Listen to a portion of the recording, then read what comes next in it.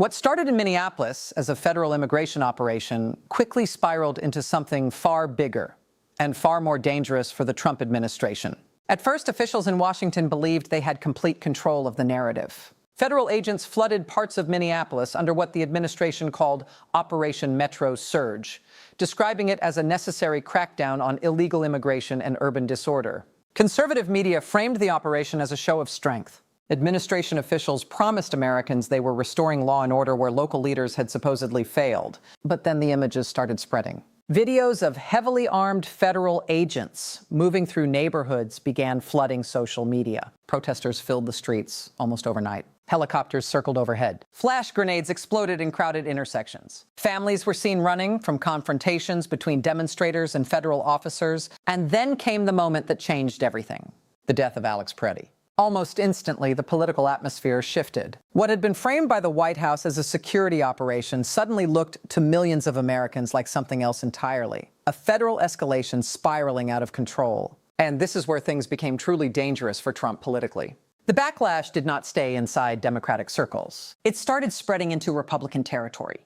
Minnesota Republicans, people who normally defended nearly every major Trump policy, began openly breaking ranks. Some state lawmakers publicly called for de-escalation. Others warned the operation was causing more harm than good. A few even demanded investigations into federal conduct. That alone would have been shocking enough. But what happened next stunned political observers across the country. A major Republican candidate for governor in Minnesota abruptly dropped out of the race. Not quietly. Not behind closed doors. Publicly. In a dramatic announcement, he declared he could no longer support what the National Republican Party was becoming. He described citizens living in fear. He warned that Americans were now carrying documents simply to prove their citizenship. And perhaps most damaging of all, he called the federal operation in Minneapolis an unmitigated disaster. For the Trump administration, this was a nightmare scenario. Because once prominent Republicans start defecting publicly, the image of total party unity begins to crack.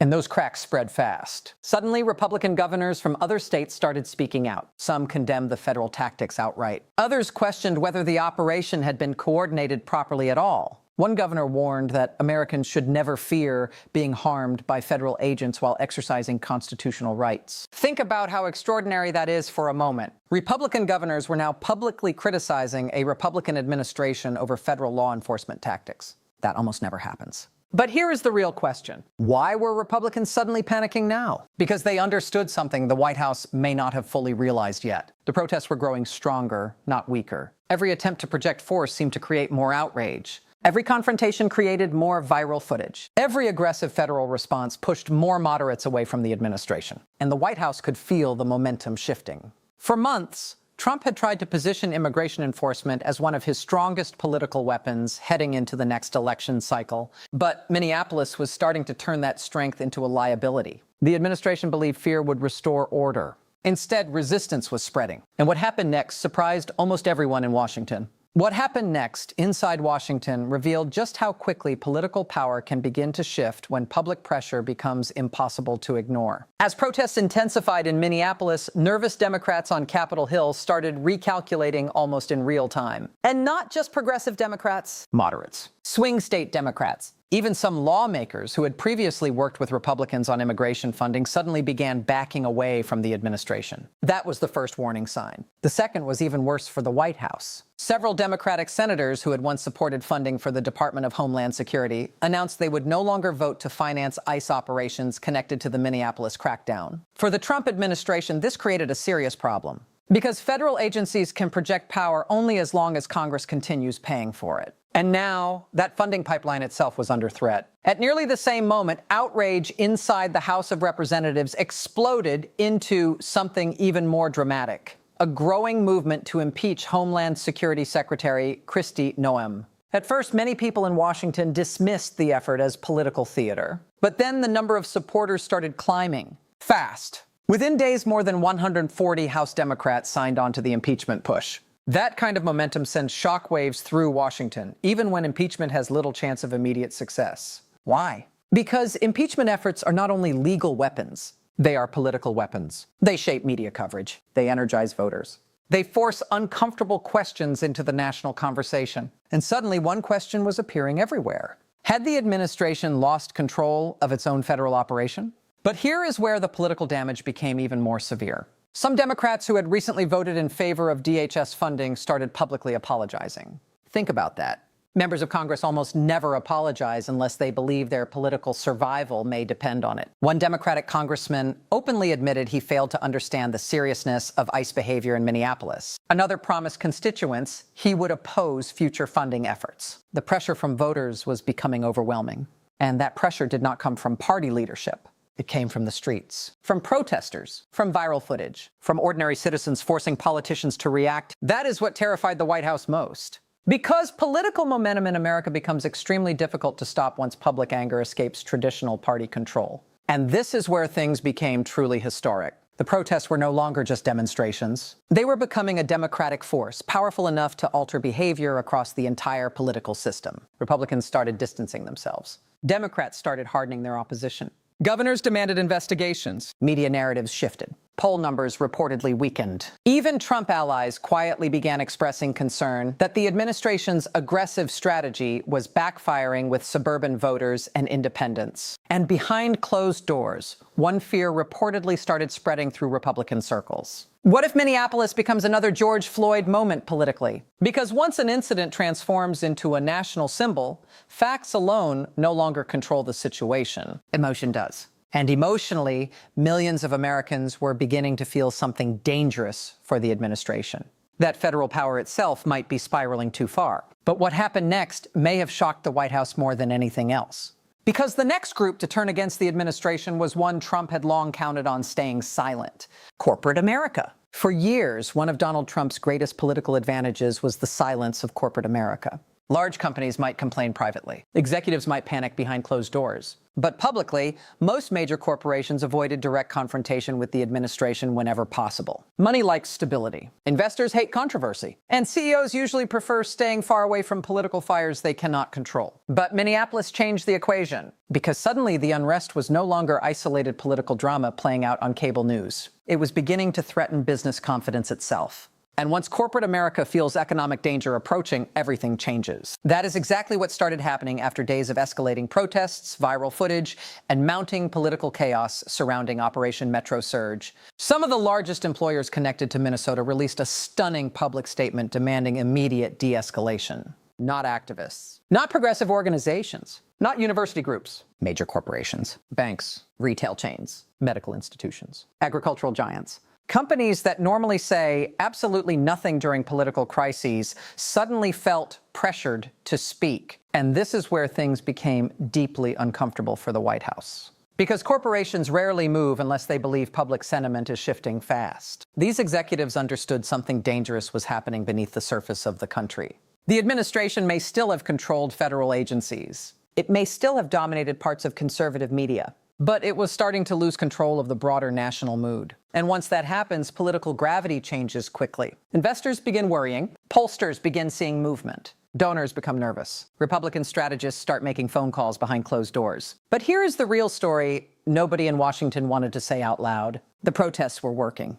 Not through violence, not through chaos, but through relentless pressure. Every peaceful demonstration created more media attention. Every viral confrontation increased scrutiny. Every day the protests continued made it harder for politicians and business leaders to remain silent. That pressure campaign was beginning to crack institutions that once looked immovable. Then came another symbolic shift. Former Presidents Barack Obama and Bill Clinton both stepped back into the national conversation with unusually sharp statements condemning the federal response in Minneapolis. Now, former presidents criticize sitting administrations all the time. But this felt different. There was urgency in the language. A warning beneath the words, a growing sense among establishment figures that the country was entering dangerous territory politically. And what happened next surprised even seasoned political operatives. Trump's strongest issue, immigration enforcement, suddenly started becoming politically toxic in key areas. Polling reportedly showed growing discomfort among independents and suburban voters. Even some conservative voters began questioning whether the administration had pushed too far,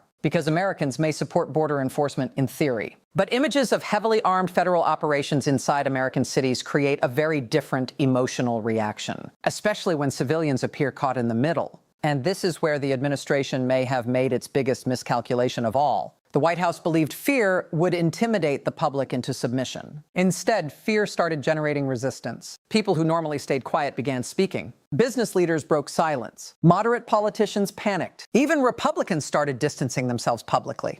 And underneath all of it was one terrifying question spreading across the country.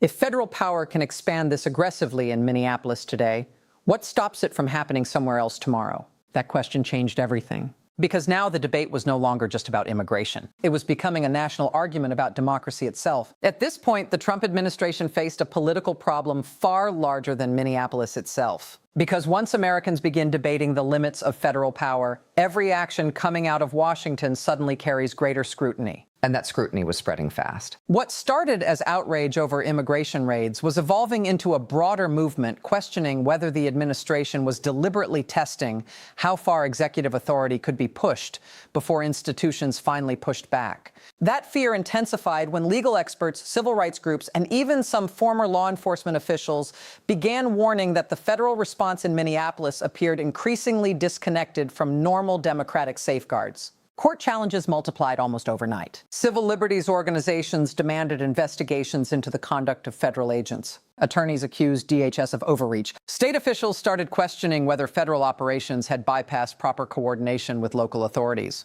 And this is where things became truly dangerous for the White House. The narrative was slipping away. For months, the administration had framed itself as the defender of law and order. Now critics were turning that language directly against them. Suddenly, the question dominating political debate was not whether protesters were disrupting order. It was whether the federal government itself had become the destabilizing force. That reversal hit the administration hard, especially because it was happening while Trump was already fighting multiple political battles across the country. Economic uncertainty, legal troubles, growing voter fatigue, internal Republican anxiety about the next election cycle. Minneapolis added fuel to all of it. But here is what may have frightened Republican strategists most. The protests did not fade. They stayed disciplined, organized, relentless. There were no dramatic collapse moments the White House could point to as proof the movement had failed. Instead, protesters kept showing up day after day, forcing cameras to remain focused on the crisis. And history shows something very important about sustained protest movements in America. When demonstrations remain peaceful and emotionally compelling, political systems eventually start responding. That response was now visible everywhere. Governors were demanding accountability. Congressional pressure was increasing. Corporate leaders were speaking. Former presidents were intervening. Poll numbers were shifting. Even inside conservative media, some commentators began quietly acknowledging that the administration may have overplayed its hand. And then came the moment that stunned Washington. Federal officials began pulling back parts of the operation. Not completely. Not publicly admitting defeat, but enough for political observers to notice. The aggressive posture that had defined the opening phase of Operation Metro Surge suddenly softened, and everyone understood why. The pressure was becoming unsustainable, because democratic systems, despite all their flaws, still react when enough people apply sustained public force. That is the part many Americans forget. Political power in the United States was intentionally designed to be decentralized. No president controls everything forever. No administration is immune from public backlash. No federal strategy survives indefinitely if enough institutions begin resisting simultaneously. And Minneapolis was beginning to demonstrate exactly how quickly those institutional pressures can build once public outrage reaches critical mass. But here is the real question now. Was this only a temporary retreat by the administration? Or the beginning of a much larger political unraveling? Because what happens next could shape far more than immigration policy. It could determine whether the country enters one of the most volatile political confrontations in modern American history. History rarely announces a turning point while people are living through it. Most of the time, Americans only recognize the importance of a political moment years later, after the headlines fade and the long-term consequences become impossible to deny. That may be exactly where the country stands right now. Because what happened in Minneapolis was never just about one federal operation, one protest movement, or one administration strategy. It exposed something much deeper inside the American system itself. A growing collision between centralized federal power and a public increasingly willing to resist it openly. And that collision is only beginning. The Trump administration entered this confrontation believing strength alone would control the outcome. Project force, dominate the narrative, overwhelm resistance, make opposition appear weak and disorganized. But America's political system does not always work that way. Sometimes pressure moves upward from the streets instead of downward from Washington. And when that happens, even powerful administrations can suddenly find themselves reacting instead of leading. That is exactly what unfolded after Minneapolis erupted. The administration expected fear. Instead, it triggered mobilization. The White House expected silence from Republicans. Instead, governors, lawmakers, and candidates started breaking ranks. It expected Democrats to remain divided. Instead, even moderates hardened their opposition. It expected corporations to stay quiet. Instead, major employers demanded de-escalation. And perhaps most importantly of all, it expected the protests to burn out. They did not. Because peaceful, organized, relentless protest has always occupied a unique place in American political history. From the civil rights movement to anti-war demonstrations, to labor struggles, major shifts in public opinion often begin when ordinary citizens force institutions to respond. That is what makes moments like Minneapolis so politically dangerous for any administration. Once public resistance becomes emotionally powerful enough, it starts changing calculations everywhere. Inside Congress, inside governors' mansions, inside corporate boardrooms, even inside political parties themselves. And this is where things become truly historic. Millions of Americans are now asking questions that go far beyond immigration policy. How much federal power should any administration possess? What limits should exist on domestic operations? Can democratic institutions still restrain executive authority when tensions escalate? And perhaps most importantly, what happens if public trust in those institutions continues collapsing? Those are not temporary campaign questions. Those are foundational questions about the future direction of the republic itself. The next few years may determine whether this period becomes remembered as a temporary political crisis or the beginning of a far larger transformation in how Americans view federal authority, civil liberties, and political resistance. Because once a country enters a cycle of escalating distrust between the government and the public, that tension rarely disappears quickly. It spreads, it hardens, it reshapes elections. It changes political coalitions. It creates new movements. And right now, both parties understand something enormous may already be happening beneath the surface. The administration may still control the machinery of federal power. But the protests demonstrated something equally important. The people still possess political power too. And when that power becomes organized, disciplined, and relentless, even the most powerful administration in the country can be forced to retreat. That may ultimately become the real legacy of Minneapolis, not simply the conflict itself. But the realization that democratic pressure, when sustained long enough, can still move the machinery of American politics. And if that lesson spreads nationwide, Washington may be entering a political era unlike anything America has seen in decades.